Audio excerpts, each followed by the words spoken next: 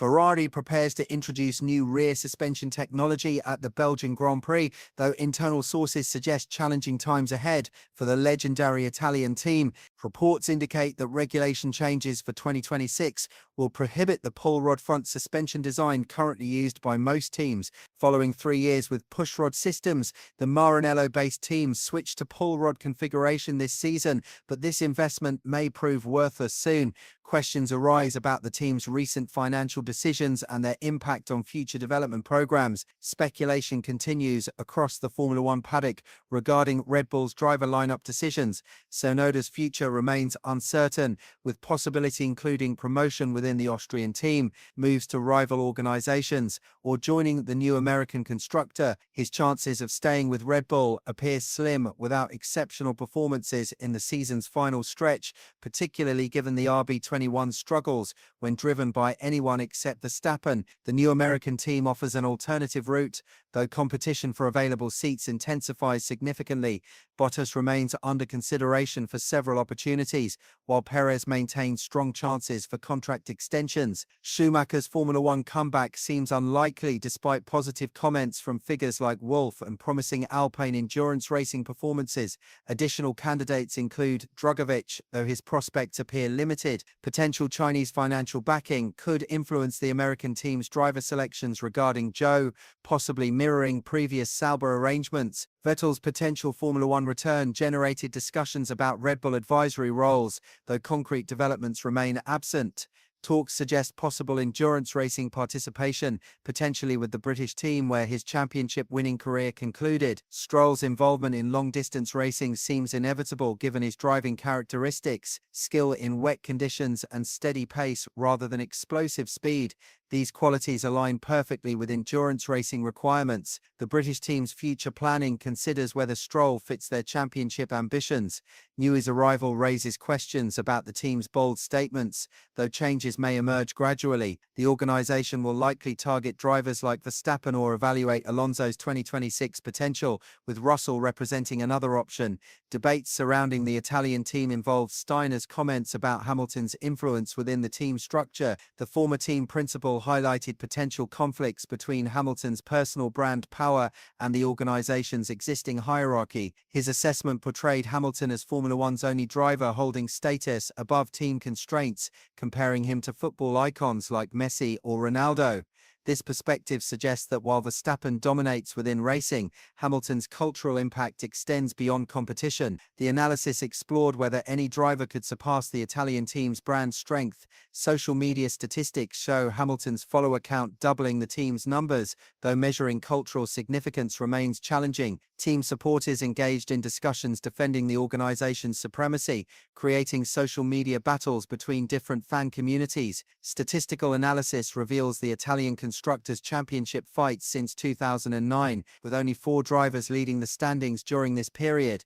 Vettel led for 18 races, Alonso for 14, Leclerc for 5, and Massa for 1 race in 2010. These numbers highlight the team's failures despite ambitious promises over recent years. Leclerc's qualifying performance shows worrying declining trends. Pole position statistics demonstrate significant reduction: 7 in 2019, 2 in 2021, 9 in 2022, 5 in 2023, 3 in 2024, and 0 through the current season's early stages. Additionally, alternating successful seasons create frustrating patterns. Race wins in odd years followed by winless campaigns, reflecting broader team inconsistencies. The Italian organization continues allocating resources toward current season improvements, believing gained knowledge will benefit 2026 preparations. The ground effect regulations require strong mechanical foundations, making this campaign's progress relevant for future designs. Recent rear suspension modifications demanded new gearbox casings and repositioned front upper wishbones, representing substantial changes while maintaining the pull rod system. Resource allocation questions emerge as the team allegedly moved 2026 development personnel to current season upgrades.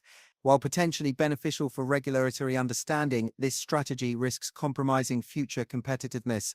The organization currently holds third in the championship, providing additional testing opportunities compared to Mercedes, though fewer than McLaren's allocation. Regulatory changes for 2026 promise dramatic departures from current ground effect concepts. Stroll criticized upcoming rules while suggesting political factors prevent other drivers from voicing concerns. The balanced combustion electric power split creates challenges requiring active aerodynamics to maintain adequate straight-line performance, especially at tracks like Monza, where electric components alone prove insufficient. Downforce reduction estimates range from 20 to 30%, potentially improving racing quality and overtaking opportunities.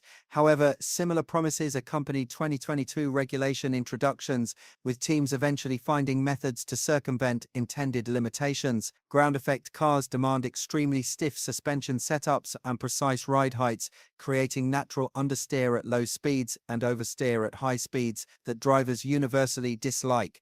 Technical analysis suggests abandoning current suspension philosophies for 2026. 7 teams currently employ pull rod front suspension, essentially copying Red Bull's original Newey design. The Italian team uniquely modified their front suspension approach during these regulations' final year, switching from their traditional method to replicate Red Bull's configuration. Future designs may abandon pull rod front and push rod rear setups as aerodynamic advantages diminish.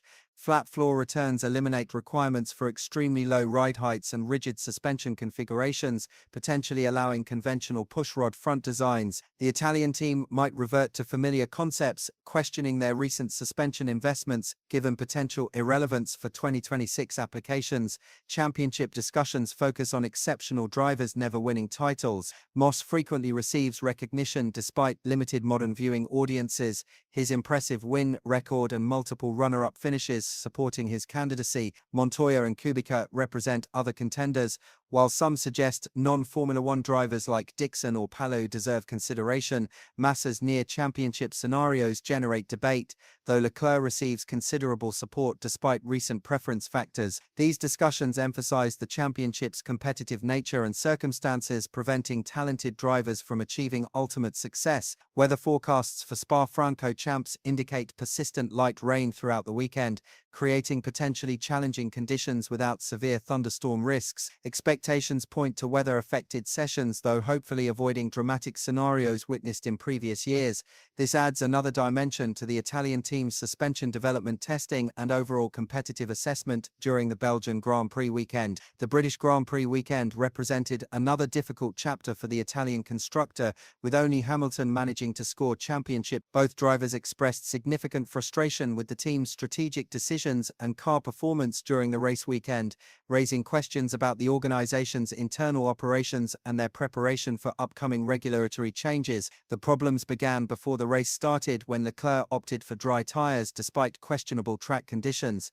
This bold decision backfired immediately as the Monaco driver quickly realized the circuit remained too wet for slick rubber. Russell had made similar tire choices from 4th position, but found himself severely compromised compared to the frontrunners. When a safety car period occurred shortly afterward, Leclerc was forced to abandon his risky strategy and switch to intermediate tires, essentially ruining his race chances from the outset. During the race, Leclerc communicated complaints to his race engineer about ongoing struggles with the car's handling characteristics. He reported excessive rear tire temperatures relative to the front, along with inconsistent brake balance that left him uncertain about braking points.